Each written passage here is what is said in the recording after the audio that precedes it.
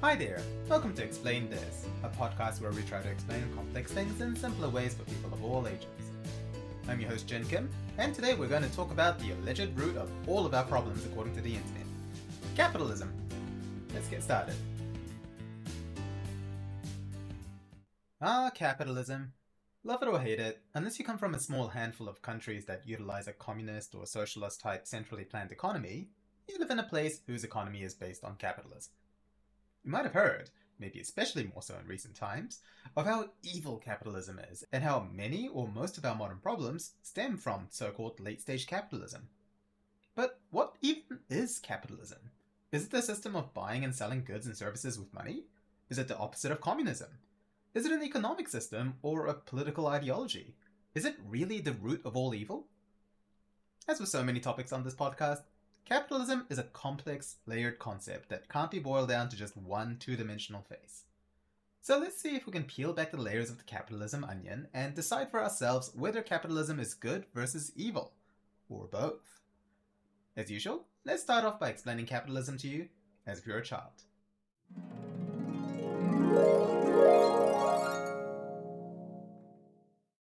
Imagine that you're a budding entrepreneur who wants to make some extra pocket money to help your parents out, because eggs are crazy expensive right now.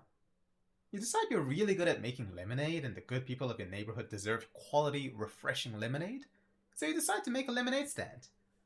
You want to be an independent kid who needs no man, so you save up enough pocket money to buy a stand, a jug, some cups, plenty of ice and lemons and sugar, and all the other things you might need to make and sell the lemonade. You set up your stand, make some premium lemonade, and people start lining up to buy your drinks to quench their thirst.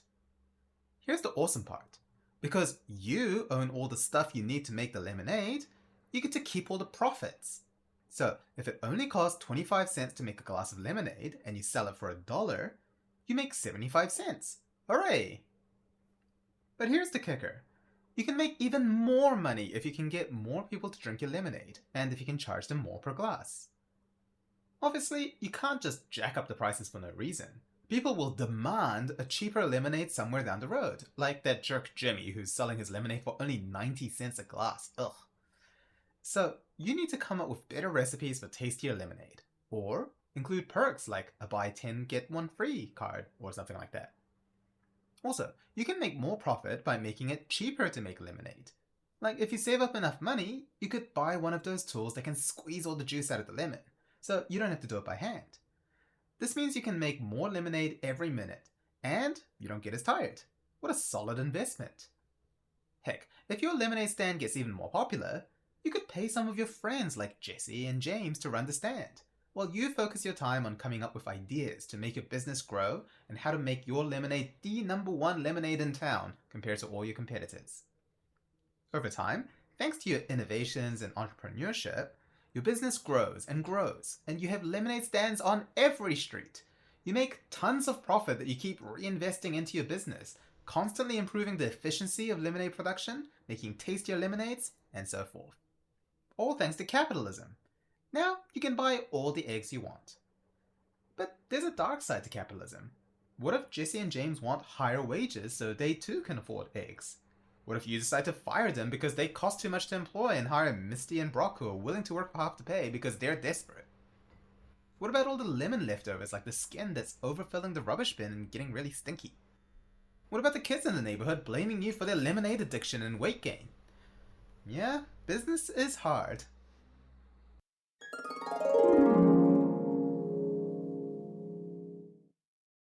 Welcome back. Alright, so most people have some idea of what capitalism is, because if you live in a capitalist society, you participate in capitalism and it's a part of your daily life. But a lot of people don't really know what exactly capitalism is, and how is it different from other systems such as socialism. So in today's episode, we'll talk about what capitalism officially is, the history of how it came about and developed, how it works, and some of the pros and cons of it. Okay, so before we talk about capitalism, we need to first talk about the part before the ism, capital. Because if you don't know what capital is, nothing will really make sense.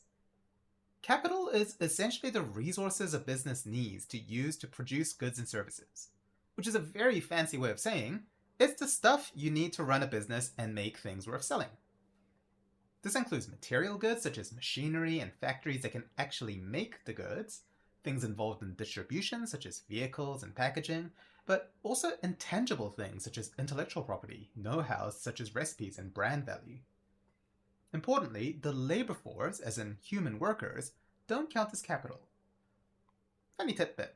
Did you know that the word capital is where the word cattle comes from? That's right. Livestock were important assets a long time ago, and I guess now, depending on where you live and work, because agriculture was the backbone of the economy.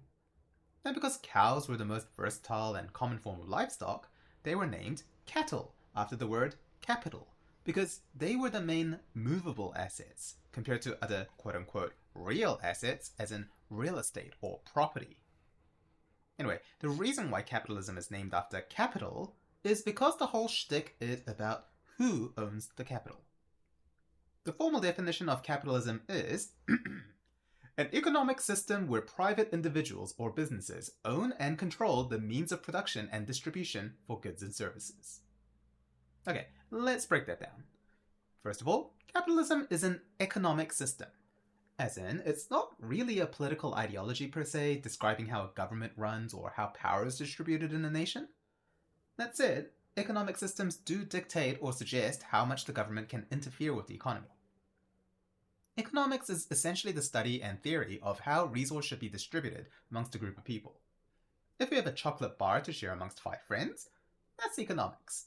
If we have a massively complex and intricate web of trade between multiple countries around the world being affected by tariffs, and we have to decide who gets how much and what price is paid, that's also economics.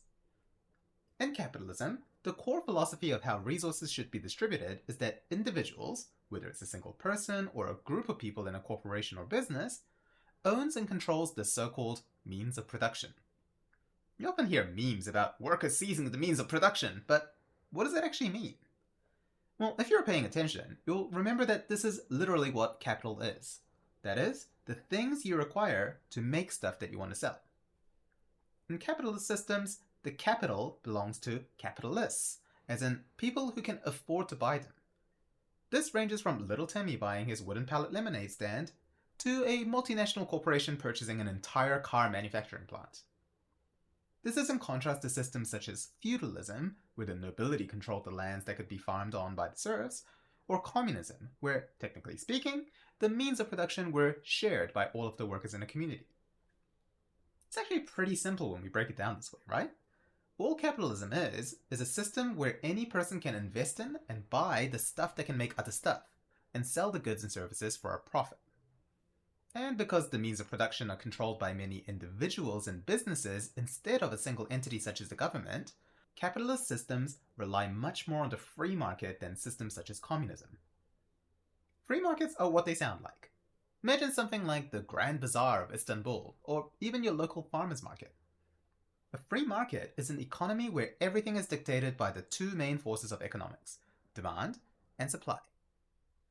We covered demand and supply back in episode 42 when we learned about inflation, so if you want a more detailed explanation of how they work, please go ahead and have a listen. But in a nutshell, how much consumers demand a good versus how much businesses can supply a good affects the price of the good. If demand goes up, the price can go up and people will still want to buy it.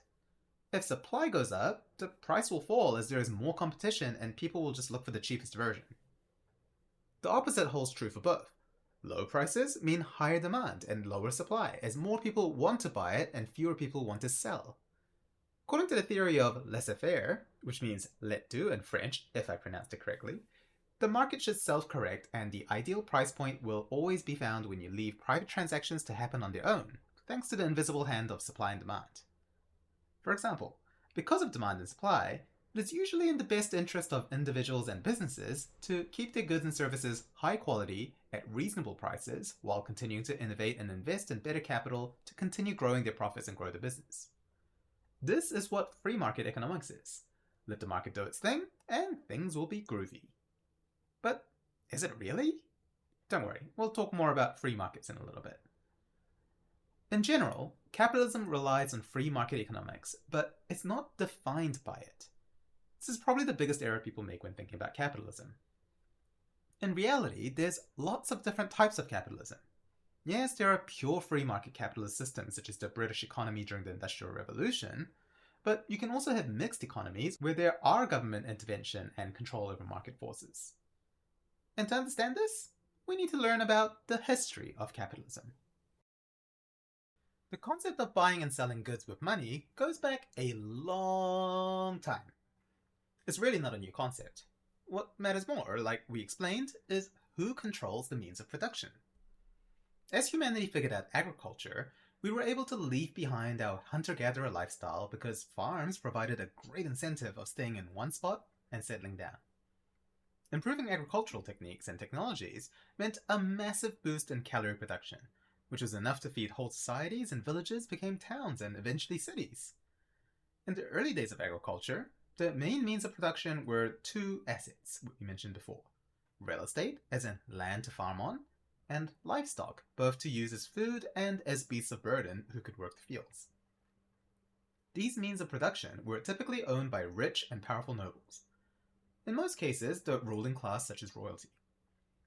This is because, obviously, the person who controls the assets that can produce essential goods such as food holds the most power. As time passed, the system evolved into feudalism, where kings and queens would share some of their power by allowing lesser nobles such as lords and earls and barons some land that they exclusively controlled. In exchange, the nobles pledged military power to the king, promising to provide knights and soldiers in the event of a war. The common people, or the serfs, lived on the lord's lands, essentially borrowing farmland to work on and get crops to feed their families on. They would pay back the lords in either rent or some share of the crop, in return for receiving military protection from other countries and lords, as well as bandits and barbarians.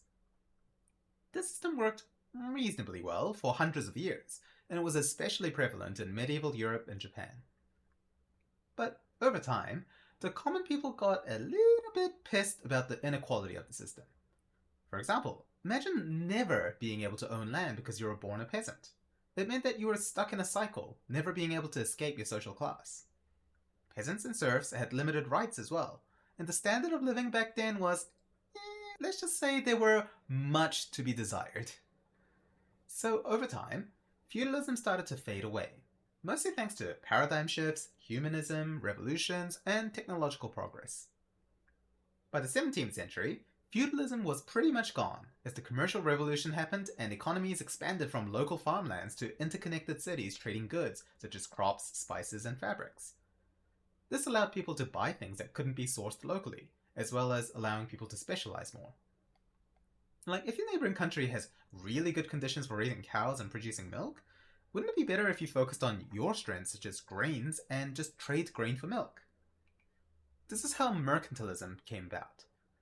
Merchants and bankers held increasing amounts of power as they controlled the flow of trade as well as affecting supply and demand. The market was becoming more and more free as it grew. This is when we see the finance sector really taking off as well. People would need to borrow money to set up businesses and shops, and banks were happy to loan money for this purpose, and then collect interest when the merchants had made enough money to pay back the loan. Furthermore, this is when stocks became a thing. You see, back in the exploration age, nations such as Britain and the Netherlands dominated maritime trade, that is, trade by shipping. But if you're a merchant or an investor, shipping is a really dangerous world. I mean, not to mention all the sailors on the ship, obviously. What happens if you put tons of goods on a ship to sell to a country, but the ship sinks en route? You'd lose everything. So, clever investors thought, hey, we're all on the same boat. See what I did there? Why don't we put our heads together and find a way to mitigate the risk somewhat? Instead of putting all their eggs in one basket, they came up with a system to share the risk. If in the past you would put all of your goods to sell on one boat, or put all of your investments into buying one merchant ship, investors figured out that you could own parts of a ship and then claim that percentage of the profit. So, if it costs $100 to buy a ship, hypothetically, you could instead use that money to buy 10% of 10 ships for $10 each. This means that you get the same amount of money back, but if one ship sinks, you only lose 10% of your investment instead of 100%. This also meant that they could collectively fund larger trade missions that a single rich person couldn't. This allowed for larger, shinier ships that could travel further to distant lands that they could plant flags on and commit all sorts of atrocities in the name of colonialism. Oh, yeah. This period of mercantilism is also stained with the horrors of colonialism. You see, one of the driving philosophies of mercantilism is that you wanted to maximize how much gold and silver you could accumulate. To do this, countries would aim for a positive trade balance, as in, make more money from selling things than you spend money buying goods. But also, they believed that there were only so much gold and silver in the world, so trade must be a zero-sum game, and you have to aggressively outcompete other merchant countries. This led to the aggressive exploration and colonization by countries such as Britain, the Netherlands, France, Spain, and Portugal. Of course, we now know this is wrong. Turns out, free trade and economic cooperation produces much better economic growth. And it lets us make goods that couldn't exist without global economic cooperation, such as the smartphones and computers you're using to listen to this episode right now. Anyway, mercantilism was sort of the birthing point of capitalism. Because as these trading businesses took off, the economic forces of demand and supply and the power of the free market became more and more evident. Governments and monarchies started loosening their grip on the economy and the means of production, either voluntarily or forcefully, as merchants gained more power and civil wars or revolutions toppled regimes. Also, remember that human progress continued to march on, meaning better crop quality and agricultural techniques, leading to more food being available, which could support bigger populations, which meant more people working and earning money that they could use to afford buying higher priced foods, which gave farmers more money to invest in improving their crop yields, which reduced prices due to increased supply, which continues to fuel this positive feedback loop. As food became cheaper and wages increased, the common people suddenly had more disposable income, and fewer people had to work in agriculture as machines such as combine harvesters and tractors were improving the efficiency of crop production.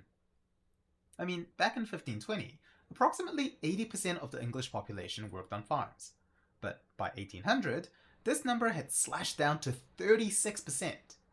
In 1850, it was even lower to 25%. All of these factors were crucial in setting the grounds for capitalism to take over. But one historical paradigm shift really let capitalism take off: industrialization. In the 18th century, various inventions such as the steam engine and other manufacturing machines allowed for an explosion of factories taking over the goods manufacturing work. Now, the means of production weren't farmlands and livestock, but factories and the machines within them. And who controlled these? That's right, private individuals and businesses. It was the birth of capitalism as we know it. The Industrial Revolution pushed the European countries more and more towards free market economics as private individuals became the dominant players when it came to transactions. This probably explains why Adam Smith, the Scottish philosopher and economist who is considered the father of economics and capitalism, wrote his foundational work, The Wealth of Nations, in 1776. Because he'd observed all of these things that we've talked about: how demand and supply works, how a free market behaves when left alone, the so-called laissez-faire, and how capitalism was now the dominant economic system in Europe. Smith also suggested that this new system of employing workers to work in your factories, paying them a good wage so that they're incentivized in working for you instead of your competitor, was a much more efficient and sustainable system compared to the old system of slavery. Furthermore, he predicted that the capitalist system would promote specialization and division of labor in an economy, increasing the efficiency. This is why nowadays, you don't have to know how to cook and clean and change tires and repair electrical faults and how to birth a calf, because there are specialists who you can pay for their services instead. We've seen some other peculiar cultural shifts around this time that came with capitalism. For example, did you know that before the 17th century, the word individual wasn't really used for people? Also, the word career used to mean racing horses' lives, coming from carrus or chariot in Latin.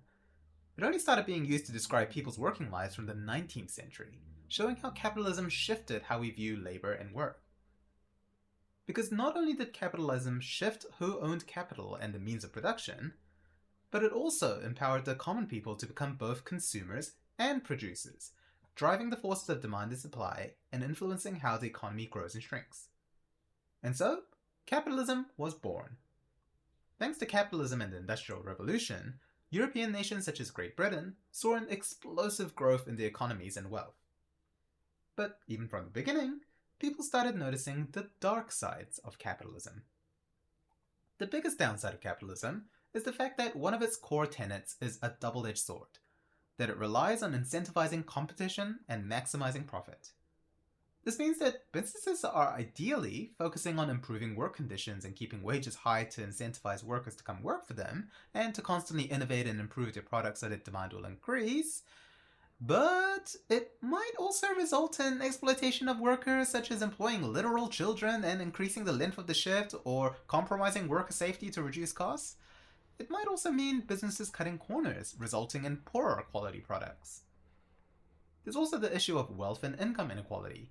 As it's usually rich people who have more means to buy and acquire capital, you can easily have vicious cycles where the rich get richer and the poor can't afford to break out of the cycle and achieve upward social mobility, like the American dream, which ended up being only a dream to the majority of people. Capitalism also drives consumerism and individualism in the name of economic growth. So people are persuaded into buying things they might not need, just to drive up demand and increase the number of transactions. Think about all the things the media and fashion say you need to be hip and hot. And think about the toxic messages that promote unhealthy body images, such as how you have to have a flat belly and a head full of hair to be attractive and successful, all in the name of increasing profit. There's also systemic issues, in that capitalist economic systems are more prone to the effects of the business cycle. Because capitalist economies are reliant on free market forces, they experience economic growth and recessions in a cyclic pattern. Sometimes, this can be exacerbated and you can have booms and busts. Massive fluctuations where at one point your economy is flourishing and everyone's spending lots, like the roaring 20s of 1920s America, versus the Great Depression that followed in less than a decade. Lastly, free market economics does not really incentivize businesses from thinking about the environment or sustainability. This was evident right from the start of industrialization, where factories and engines spewed out air and water pollution, literally poisoning the population. Not to mention fossil fuels resulting in global warming through climate change and mass extinctions of countless species. If you read the novels of Charles Dickens, you can see that the issues of capitalism were strongly evident even from the 19th century, with many people criticizing how the advent of capitalism and industrialization resulted in child labor, smogs, massive income gaps, and, overall, miserable lives. At the same time, we can't ignore the positives of capitalism either. Capitalism did allow economies to grow through innovation, entrepreneurship, and competition, allowing countries to have more money to invest in improving the quality of lives of its citizens, as well as increasing technological progress and production efficiency to maximize output. People also have individual freedom. They can choose what to consume and where to work, expanding their own potential and specialize in a job that they're adept at or interested in. Expanding economies also provide more jobs, which reduces unemployment and improves people's disposable income. So, is capitalism evil, or is it our savior? Well, both, really. Like any complex system or concept, it's really hard to artificially put the whole thing into one box, because there are so many faces. Which is why it's important to study and understand the various faces of complex issues, because otherwise, it's only a disservice to yourself. Think about it this way. A Rubik's Cube has 6 sides. If you only looked at it from one side, you'd never solve it because you wouldn't know how the colored squares are arranged on the other 5 sides. You need to keep turning it to check all the different sides to fully solve it. So, let's take a short break, and when we're back, we'll talk about the many faces of capitalism, and how we might fiddle with the dials to improve upon capitalism. And then, we can talk about whether we've succeeded or failed in doing this by exploring capitalism today. Welcome back. Alright, so we've learned what capitalism is, and how it comes with a lot of pros and cons. If you look at the cons closely, you'll find that most of these are consequences of the free market being, well, free. Like, if there are no regulations on working conditions or minimum wage, or no environmental laws or antitrust laws, why wouldn't a business try everything to maximize profits? Capitalism rewards those who look after their self-interests, and relies on the invisible hand of free market economics to self-correct things, right? Well, the 19th and 20th centuries were great examples of how this isn't the case. Left to its own devices, the free market can easily turn into the classic Dickensian dystopia of greedy corporations and rich employers exploiting the poor and the environment for their own material gains. In the USA, the land of the American dream, the other issue of capitalism, the fluctuating business cycle, reared its ugly head in the early 20th century. Towards the end of the 19th century, stock exchanges had evolved from their merchant ship days to its modern form and were commonplace to the point that the regular Joe and Jane blog were trading stocks and investing. But in 1929, due to a combination of factors such as overproduction of farming goods and low wages meaning people couldn't spend much, slowing economic growth, followed by panic selling of stocks as stock prices started to drop, the infamous Wall Street crash happened. Because stock prices plummeted, it meant that all of the stocks you had bought were suddenly much lower value, meaning you just lost a whole lot of money. As people tried to sell off their cheaper stocks, the prices fell even more due to high supply, triggering more people to panic sell. Should do an episode on how the stock market works someday, shouldn't I? Anyway, over the course of 3 years, about 90% of the stock market value pre-crash were wiped out. 90%! Imagine if you'd invested half of all the money you owned into the stock market before the crash. That would mean your total worth would have shrunk by at least 45%. This meant there were companies going under, mass layoffs causing huge unemployment, and all sorts of other social issues due to the massive surge of poverty. The next 10 years were plagued by economic recessions all over the world, cheerfully named the Great Depression, all thanks to the business cycle that's a natural consequence of capitalism. All of these miserable events and conditions related to capitalism made a lot of people in the 19th and 20th century think, did we get it wrong? Is this feudalism all over again? Is there a better economic system than capitalism? Broadly speaking, there were 3 main schools of thought when it came to this question. First, there are people who thought everything was fine, capitalism's awesome as it is, the free market works, just keep trucking on. Second, there are people who thought the free market's too vulnerable and unpredictable, and there's a role for the government to regulate the market to some degree, through the use of government watchdogs, laws and regulations and standards, and direct intervention of the economy through monetary and fiscal policies. Third, there are people who thought the whole system stinks, and we need another reboot in the style of Batman and the Fantastic Four. Ugh, are they ever going to stick with just one version? We'll talk more about the second group in a bit, but let's talk about the elephant in the room first, the socialist experiment. Socialism probably deserves its own episode, but we have to talk about to some degree on an episode about capitalism. Believe it or not, socialism and capitalism aren't technically diametrically opposed. They're just different systems. A group of European thinkers in the 19th century became increasingly disillusioned with capitalism and envisioned a better world ruled by a better economic system. That is, a different way to distribute goods and services and resources in general. Basically, they thought the traditional systems such as feudalism, mercantilism, and capitalism all result in the common people getting shafted and exploited. So what if instead of only some private individuals owning the means of production, everyone in society owned the means of production together? Now, socialism is a really broad umbrella, because there can be lots of different systems where society controls resource distribution to some degree. For example, if the government takes tax revenue and uses it to fund things like welfare and healthcare, that's a form of socialism. So it's very important to understand that you can't just lump socialism into one neat and tidy box, kind of like capitalism. And one of these many types of socialism is the now infamous communism. Pioneered by Karl Marx and Friedrich Engels, communism was a rather radical form of socialism that was proposed as an alternative to capitalism. Marx wrote the book Das Kapital as a criticism of capitalism, suggesting that workers are alienated by the system because they work for wage while all the profit goes to the capitalist, resulting in worsening income inequality and gap. The capitalist continues to exploit workers by promoting competition for the lowest pay.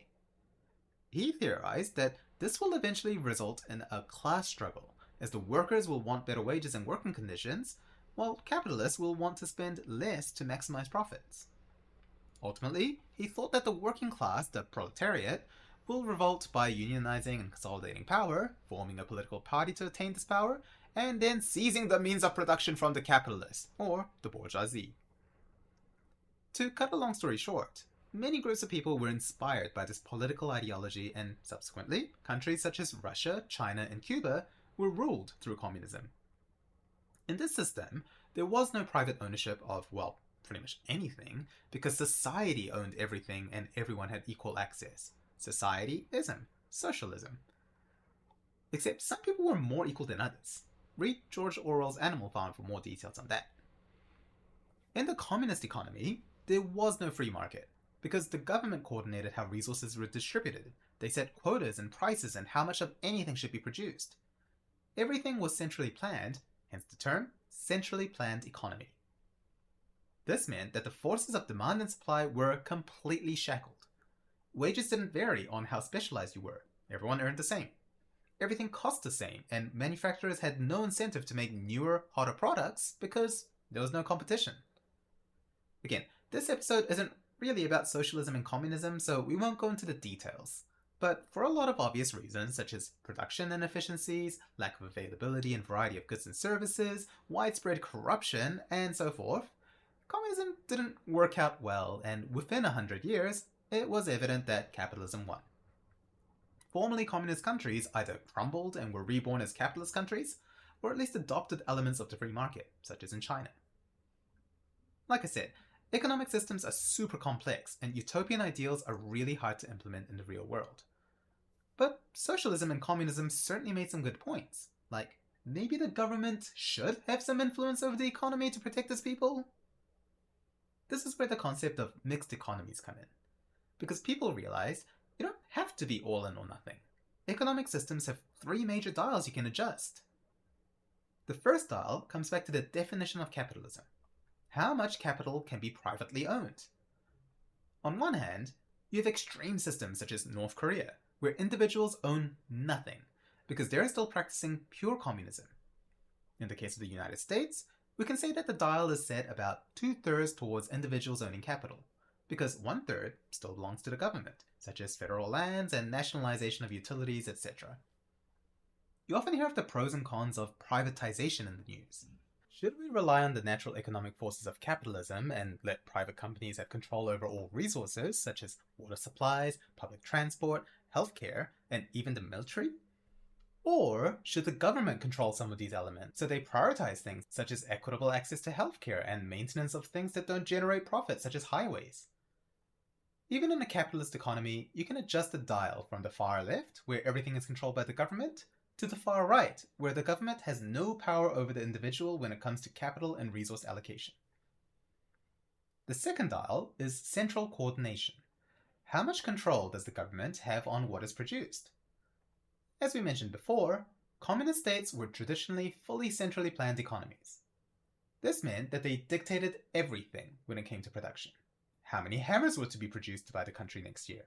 How many flavors of juice will there be? What types of clothing are we going to wear?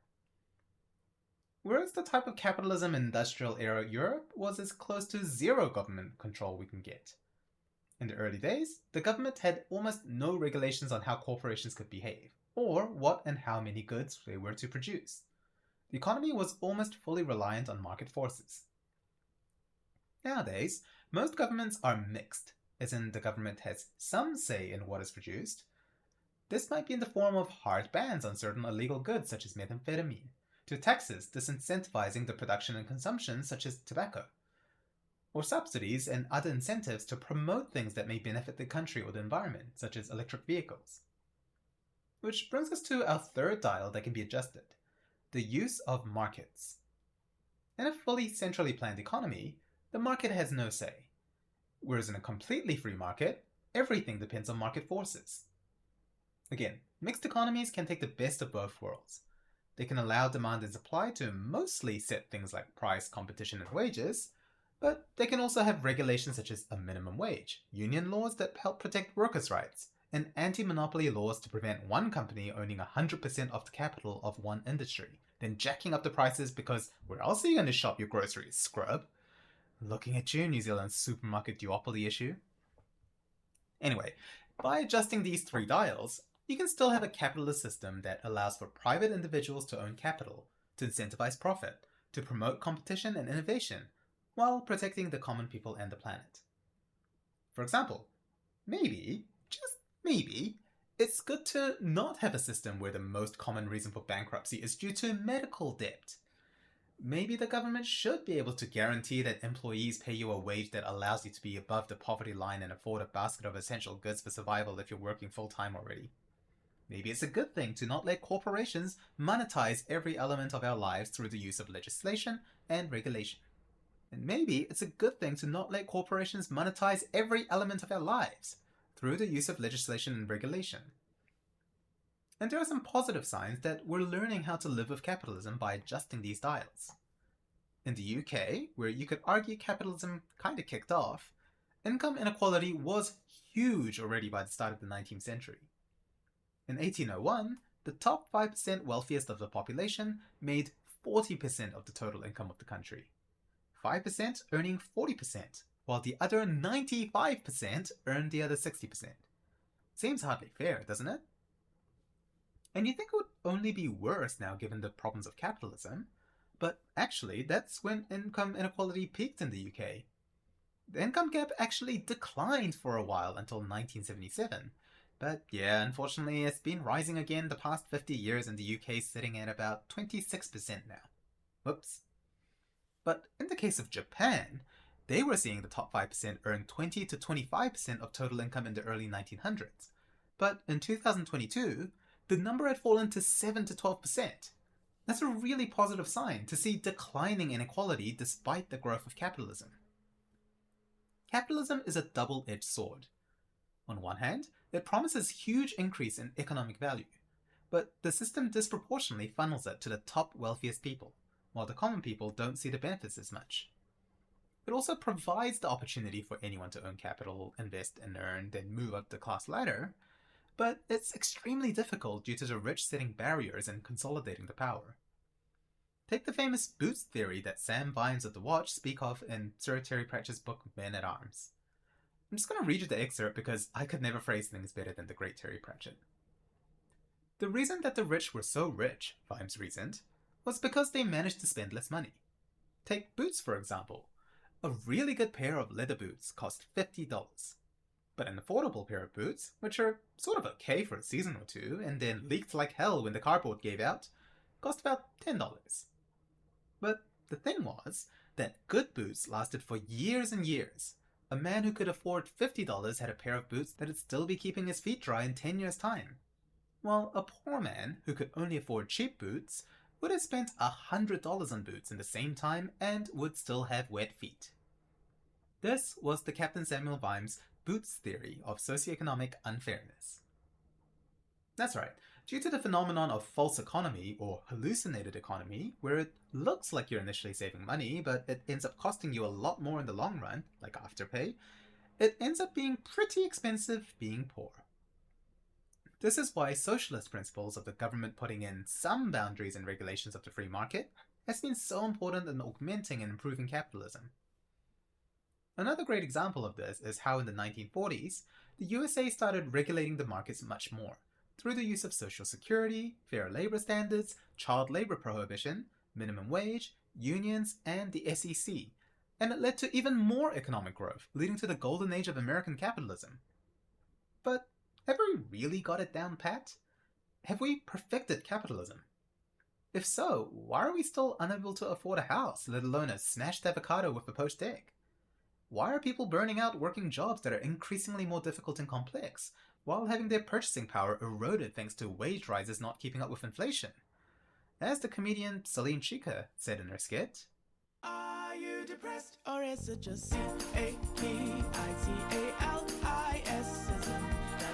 I'll put the link in the show notes so I don't get demonetized, but I strongly recommend you check it out. If you're a millennial or Gen Z and have lived enough of these unprecedented times to be thoroughly over it, without having the good old days that the baby boomers enjoyed, then you've certainly felt the sting/crushing horrors of the cost of living crisis, unaffordable homes, and the choking grip of consumerism squeezing out disposable incomes in the form of media subscription and tiered memberships. And you might have seen many memes amongst your social media doom-scrolling blaming all of this, plus the anxiety, depression, and burnout you experience on a phenomenon called late-stage capitalism or late capitalism. We've already talked about how bashing on capitalism isn't anything new. Charles Dickens and Karl Marx were doing it way before it was cool.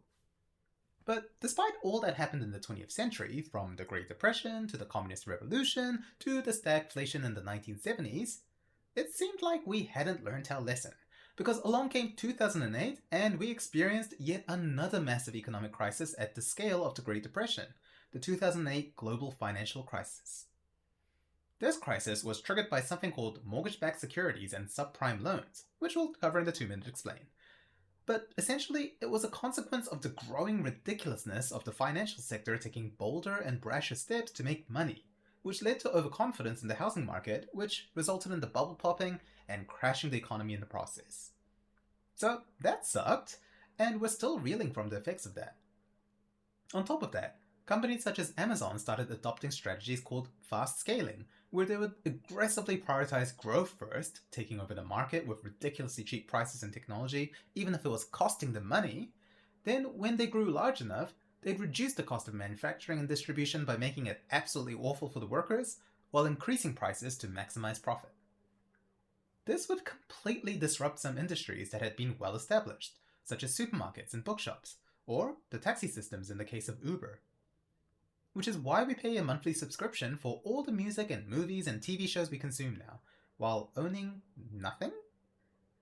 That's right, everything is rented now instead of owning, from gym memberships to multimedia to productivity suites such as Microsoft Office and Adobe to even physical devices such as cars and phones in some cases. We see the same in home ownership. The ratio between income and house prices has skewed so drastically that it's becoming rapidly more and more difficult for first-home buyers to buy their first home. Because capitalism incentivizes profit-seeking behavior, so the market bleeds the common people dry in the process. We're also seeing the influence of technology on both how we consume and how we work. Social media algorithms heavily influence our spending habits by showing us content that promotes certain brands and analyzing likes and user engagement and general sentiment, so companies can aggressively market goods and extract more values from consumers. There's been some depressing research that shows a large majority of people make consumption choices based on what they see on social media, but also that they ask fewer questions such as doing a cost-benefit analysis, comparing brands and prices, or even asking if you need or want the good or not. It made me think of a chilling short story by Ken Liu called The Perfect Match. I'll put a link in the show notes if you want a good read. Even producers have value extracted from them, as middleman companies such as Uber Eats and DoorDash make it so easy for consumers to order from them that producers have to pay them a cut of the profits to have food delivered through them, instead of their own delivery system. In general, we're also seeing companies shift from innovating and improving quality to min-maxing profit. On top of that, there have been some truly disturbing trends recently where massive multinational corporations are meddling in global politics, accumulating even more power through technocracy and oligarchy. We talked earlier on that capitalism is designed to grow by feeding itself. Increased value and production efficiency feeds back into the system through investment and innovation, and more capital being available to produce even more goods. But now, we seem to be seeing capitalism mutate into a cancer, because all of that increased value is not going back into the system in a sustainable way, but being skimmed off the top by the rich and extracted from the system, so the rest of the population just get bled dry. This phenomenon is what is being described as late-stage capitalism. Essentially, it's the theory that capitalism has progressed too far without enough checks, becoming what it is now. Funnily enough, the term late capitalism is not that new. It was actually coined in 1928 by a German economist, Werner Sombart, who was trying to make sense of the European economy in the wake of World War I. It was initially used by Marxists and socialists, criticizing capitalism and how it was on its last legs due to the class struggle. But we have the benefit of hindsight to know that this wasn't technically true. The theory goes that capitalism has 3 main stages of development. In early capitalism, the free market roams free with little to no restrictions, as seen in the industrial era. In the middle stages, increasing competition and innovation leads to economic growth, but you also see profit-driven harmful practices such as monopolization and colonization take place. In the late stages, capitalism is dominated by globalization, consumerism, internationalized financial markets, and multinational corporations. Sound familiar? Okay, but just by that definition, it doesn't necessarily sound evil, right? Sure, consumerism isn't great, but globalization and international markets have allowed us to eat fruits from regions we've never been to, reduced the cost of various goods, and allowed for the development of technologies such as the computer that required raw materials and specialized manufacturing techniques from all around the globe cooperating together. But at the same time, we can see the harmful effects of late-stage capitalism all around us right now. Economists define some key economic features of late-stage capitalism. See if any of them sound familiar. 1. Financialization. Financial markets and institutions dominate how the economy is shaped, such as through stock exchange being an important factor. This means that even fictitious capital, such as the speculation that something will become valuable in the future, can shape and shock the economy. 2. Inequality and wealth concentration, as wealth is extracted through activities such as rent-seeking behaviors. 3. The commodification of everything, from culture to relationships to even personal identities. Think body image issues, the promotion of niche groups based on sexuality or neurodivergence or hobbies, which leads to monetization of specific lifestyles, such as influencers promoting certain aesthetics or fashions or brands. 4. Technological acceleration, with rapid tech innovation influencing the market. Bots trading on the stock market, machine learning-based social media algorithms, and AI-created content come to mind. And lastly, 5. Neoliberal ideology of deregulation, privatization, and market efficiency, where corporate profit is justified over social welfare. As an emergency medicine doctor, seeing my country's government prioritize private medical facilities over improving the public system through investment in innovation, I can personally attest to this one. We're certainly feeling the effects of late-stage capitalism currently. Just look at the rise of the gig economy, where a significant proportion of the population are shifting their working culture to doing gigs, such as delivery services and Ubers, where there is no job security or other benefits, letting companies cut costs. And just like in the 19th century, people are angry about capitalism. This is why we see so many comments, both humorous and serious, about capitalism being the cause of all of our woes, or that capitalism is dying. This is why we see people being interested in Marxism and organizing protests such as Occupy Wall Street, because between 1970 and 2014, the top 1% of the world tripled their wealth, while the bottom 50% barely gained any wealth at all. Of course, capitalism isn't the only source of our problems, but it's certainly done a heavy number, such as poor environmental protection leading to climate change, which results in resource shortages and loss of livelihood, globalization leading to pandemics becoming much easier to spread across the world, profit maximization leading to tech companies monetizing our attention and personal lives, finance sector speculating and causing economic shocks that lead to economic instability, which pushes people towards nationalism and individualism to protect their self-interest, which lead to geopolitical instability and conflicts. List goes on. At the same time, we live in very uncertain times, because we don't know yet if these are issues that will result in the downfall of capitalism and the rise of some other economic system, or if these are real but solvable problems through the use of the 3 dials of economic systems that we mentioned earlier, and through sensible government intervention and social cooperation. At the very least, I hope listening to this episode gave you a better and deeper understanding and appreciation for just how complicated capitalism is, and what a complex world we live in. All the more reasons to subscribe and smash that like button and share this podcast to your friends and enemies so we can all better understand the world, am I right? Don't worry, I'm not transitioning to a gig economy when I'm not making a cent off this podcast. Haha. So, what did we learn today?